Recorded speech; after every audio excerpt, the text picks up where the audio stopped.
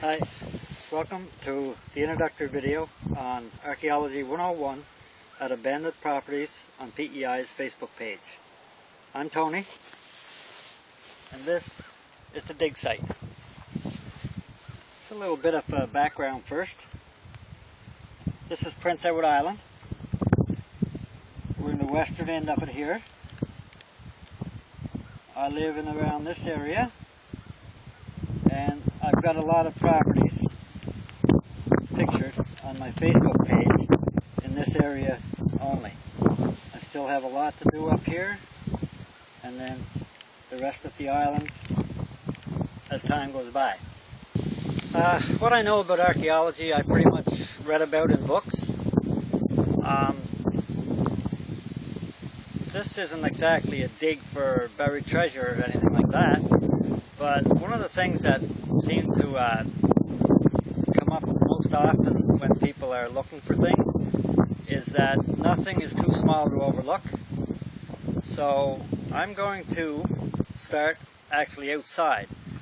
I've got to cut all this long grass,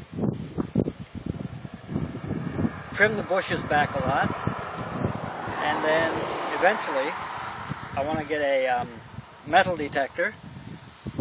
I'm the youngest of 8 siblings, and I'm sure over the years that one of us must have lost something on the ground that we'd be interested in seeing again. So I'm going to get a metal detector and try that, see what I can come up with, and if I do, I'll put it on video and I'll put it on here. So right now I'm going to take a look around the property from the outside. I'll take the camera and bring you along if you like. Okay, so this is where we started. The property I'm going to be working on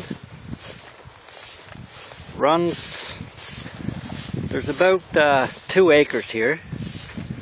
So I got a lot of bush cleaning to clean up here before I can actually get a metal detector and try looking around for some things. It's pretty grown up. There hasn't been anyone here for maybe 10, 12 years, maybe longer. This is part of an apple orchard that's on the property.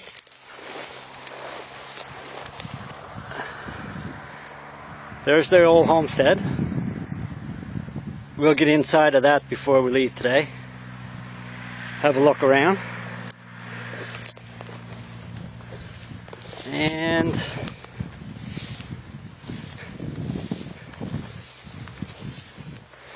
we'll just keep going here. There's something out back I wanted to mention.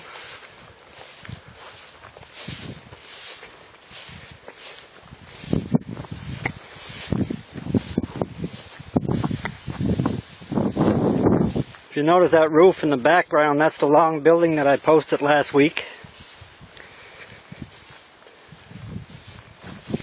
Now this house is roughly, well, it's over 100 years old.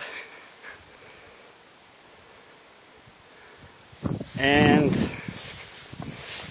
just a typical farmhouse at the time, I guess. But I've learned that there was another part to it, which when one of my sisters got married, part of the house was taken away from back here and hauled away for her and her husband to live in. Now, there is, oh, here it is.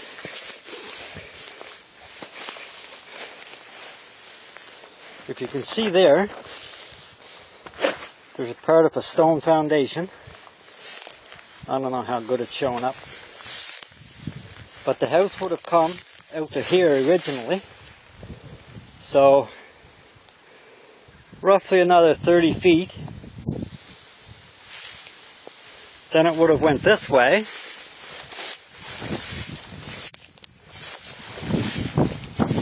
This would have been another one of the stones that has the part of the house that's missing. I think there's probably one more here somewhere.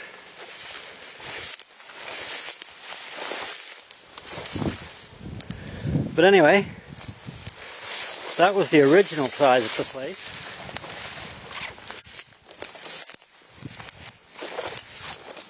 One other thing I remember about growing up here is that all along here, under this outdoor eave up there, where that little window is, there used to be all bay windows. They were very hard to keep corked and keep the drafts out of, so they were replaced eventually. And it was the same at the front of the house. It was all bay windows. Beautiful in the summertime, but a little drafty in the winter.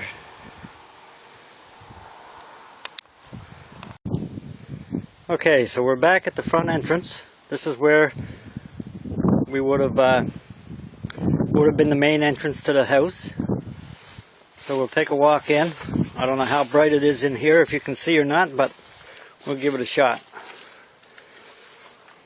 This is the porch. Then you come in, and this is the kitchen area.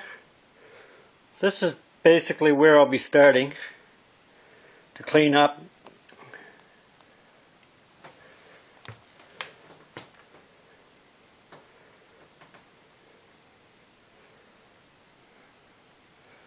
That directly in front of us is would have been a bedroom. Over here would have been the kitchen, or pantry as it was called that time.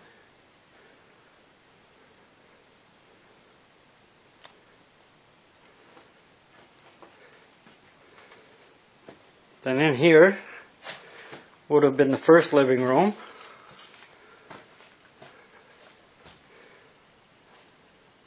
There would have been a set of bay windows right where we're looking now at one time. There was a mantle there at one time, and I think I've located it.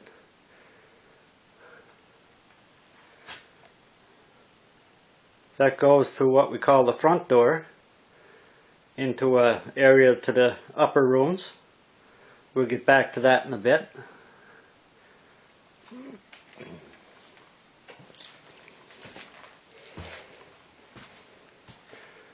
This would have been the second living room.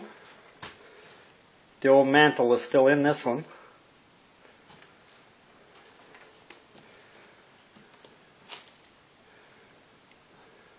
There's a bathroom off to the back. Once my father got where he couldn't stand or climb upstairs anymore, we built a bathroom in this area, and this is where his bedroom was, coming on the end.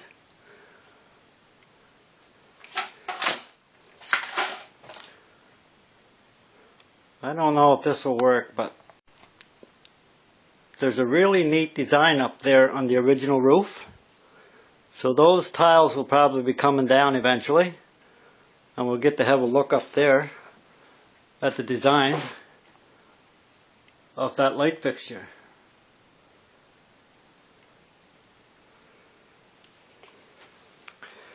From here, this is the entrance into the upstairs area. Front door again. So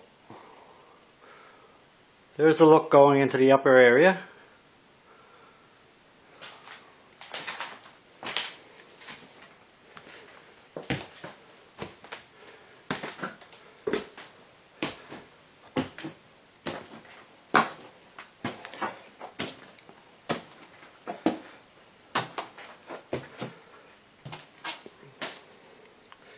The door down to the furthest would have been the master bedroom. Then there's a bedroom here.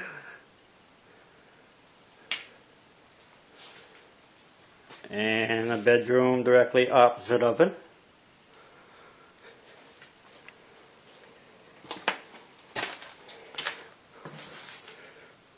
This would have been the bathroom. And this would have been the master bedroom.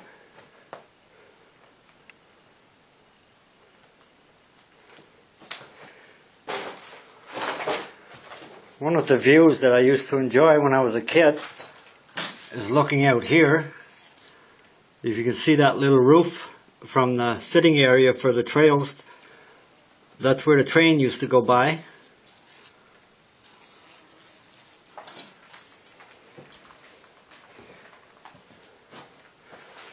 I like the design of this window, old church type.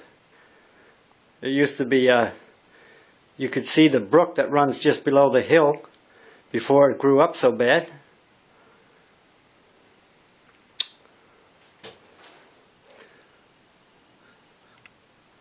What's behind the old walls? And there was an attic door there. I had a look up there. There's some interesting looking lumber.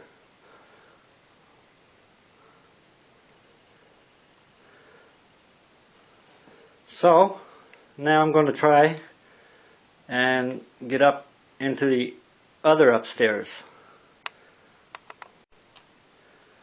Okay, this is the entrance to the second upstairs in this house. It was more or less a storage place than anything else. We'll just make our way up here.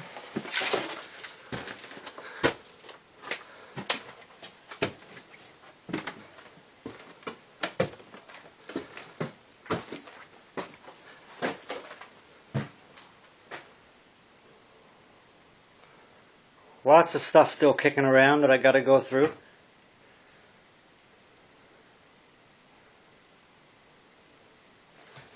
Again, this would have been one of the church type windows.